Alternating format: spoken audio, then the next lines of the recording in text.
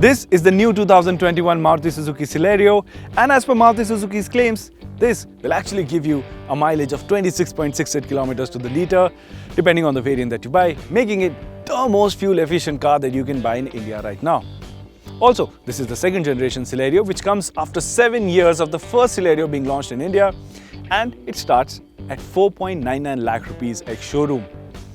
And if I were to be really honest with you, this is perhaps all that you need to know in order to know and be convinced that this is the right choice of car to buy. However, if you want to know more about it, you've come to the right place.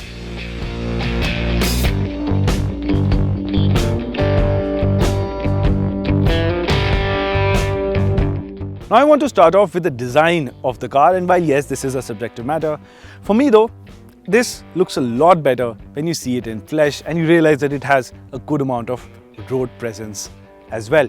The big change what has happened here is the fact that the Celerio has swapped the boxy, sharp design language for a more curvy look, and I quite like that.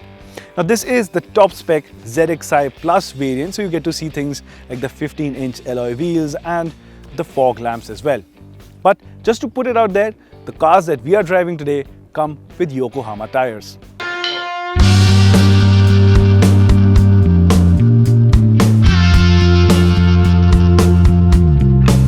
Now I have quickly come to this side of the Celerio once again to mention the fact that the Celerio gets a lot of features, but one of them is keyless entry, and that is a fantastic addition.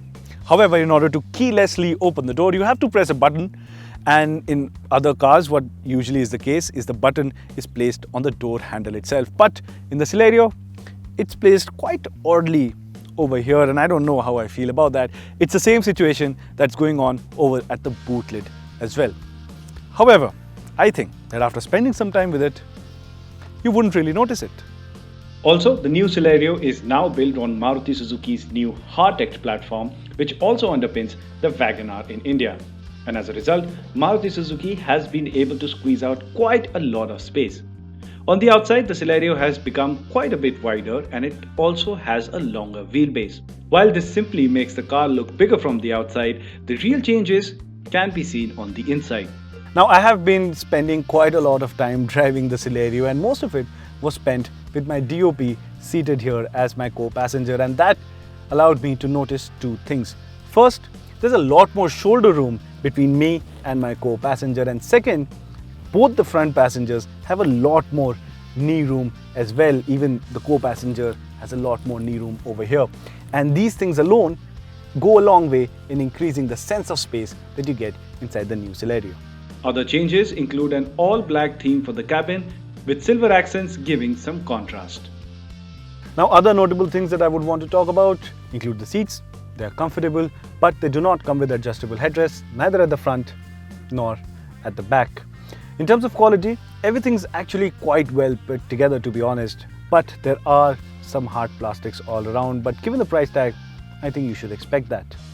What's different, however, is the button placement to operate the power windows. For the front, you actually operate them through these buttons which are placed below the infotainment system, also for locking the doors. And for the rear windows, you operate them through the switches which are placed here behind the handbrake lever. So there's some adjusting that you have to do. Lastly, the ergonomics are quite good, and there is good visibility as well. The new Celerio also comes with push-button start and gets the latest 7-inch touchscreen infotainment system, which also supports Android Auto and Apple CarPlay. And the car has a good audio experience as well. There is also a semi-digital instrument cluster, and there are steering mounted controls too.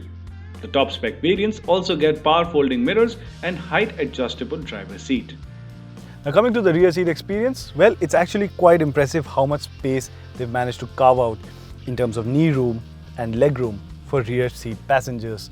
But headroom is decent. People longer than 6 feet might feel cramped. Speaking of cramped, if you're planning to have 3 people sit abreast here at the back bench, it's going to be a squeeze. If there are 2 people, however, this is a comfortable seat. The new Celerio also has a big luggage space of 313 liters, making it quite practical.